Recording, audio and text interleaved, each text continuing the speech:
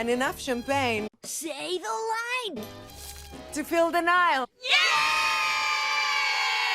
I wish I had enough champagne to feel denial about how bad this movie was. I wish I had enough to erase this turd fest from my memory. Look what they did to your Orientalist masterpiece, Agatha Christie. Look how they massacred my boy.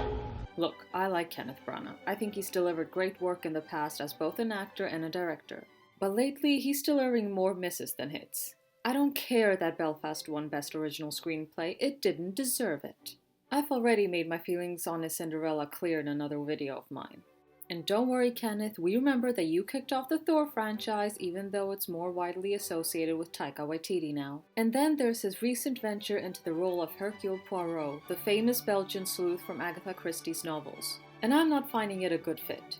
Truthfully, nobody will ever match up to David Suchet's masterful portrayal of the detective. And though Branagh is not outright terrible, he often inconsistently reduces the character to his eccentricities. Although Murder on the Orient Express was a letdown, it still isn't as much of a mess as its follow-up, plagued even more by the same issues as its predecessor.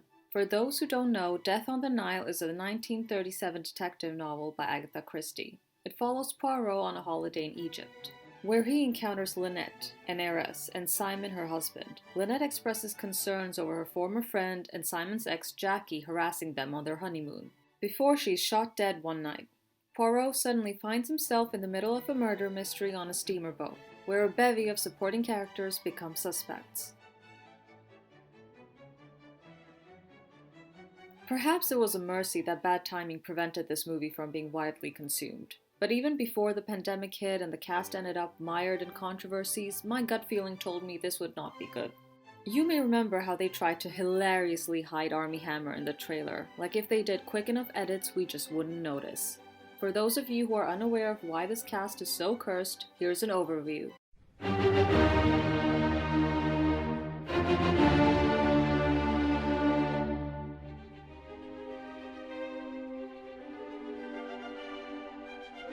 But even putting all that aside, Branagh makes some baffling creative choices that don't make any sense for the plot or characters. For one, this movie's way hornier than it needs to be. At different points in the movie, both Emma Mackey and Gal Gadot rub their butt on Armie Hammer's crotch in public. Oh, happy horse to bear the weight of Antony. He's speaking now, or murmuring. And please, don't make Gadot recite Shakespeare. She does not have the range for it. She can barely deliver casual dialogue. And enough champagne. At one point, Gadot is bizarrely dressed as Cleopatra for no good reason. That.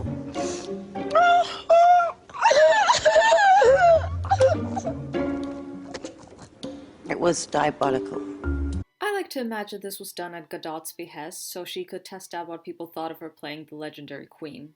It is so bad, I want to give you a 0. Subtlety is not Branagh's strong suit. All metaphors, all themes need to be hammered over our heads at all times. He really wants you to know that this movie is about how people will do anything for love. And so there need to be several unnecessary romance subplots and emotional threads that don't amount to anything. Let's start from the beginning of the movie. That kicks off with a lengthy, convoluted prologue set in the trenches of World War I, where a young Poirot, along with other soldiers, strategizes a battle. And we find out that his captain is the inspiration behind his iconic mustache, but also he decides to grow one because his tragic lover tells him to grow one to cover up his scar.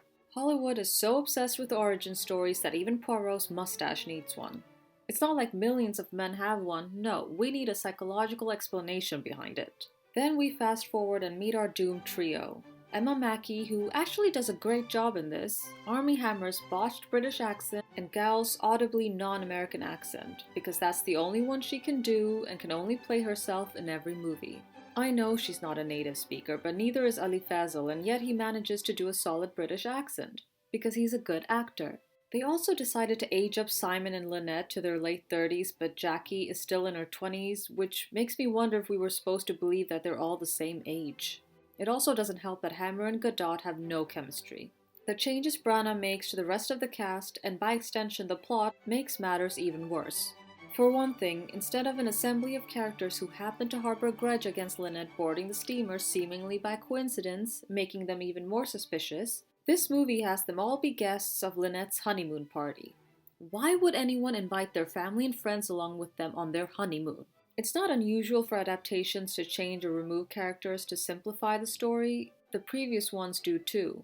But here, it only serves to make matters more complicated and dull. The eccentric, alcoholic, and erotica writer Salome is turned into a jazz singer who just sings in the background for the most part. Her daughter Rosalie is now her niece and manager and has a romance with Book, the character from Murder on the Orient Express, replacing Colonel Reyes from the books. His mother is an original character who turns out to have called Poirot to investigate Rosalie. Book and his mother replaced Tim Allerton and his mom too. The Austrian doctor is now British and Lynette's former fiancé. The trustee is now also Lynette's cousin. Nurse Bauer remains, but her wealthy employer, the elderly socialite Vine Schuyler, has been merged with Mr. Ferguson, a young and passionate socialist from the books. It could have been really interesting to have a socialite turned communist, but that's reduced to a couple of trivial mentions of how she dislikes wealth. Branagh does get bonus points though for having the iconic comedy duo French and Saunders play the characters as lovers. Am I right? Lesbian! At one point, Poirot's like, you can't really be her nurse because a communist would never hire help. What a genius! Rose Leslie, who's done some solid work in recent years, might as well be an extra. The only consolation is that she gets the coolest shot in the movie. My point is, the book characters are colorful, intriguing, and compelling. But here, they're drained of any personality, development, or even convincing motivations. Their dialogues and interactions feel flat and lifeless. It never feels as gripping or suspenseful or shocking as it should. The momentum is repeatedly lost because of exposition dumps that could have easily been shown, not told. Salome survives this version. Her murder is instead handed to Book, who isn't even supposed to be part of this story. It just doesn't strike the emotional chord that it should. Rosalie losing her mother is tragic because as much as she resents her, she also loves and cares for her. I'm not as drawn in by Rosalie losing a boyfriend she's known for a hot minute. Nor was there a believable connection between Book and his mother for me to feel sad about her loss. The movie ends the same way the 1978 version did, with Jackie killing herself and Simon right after Poirot exposes them as murderers on the steamer. And yet it captures none of the tragedy or passion of that scene, because the lead up to it has been so lackluster.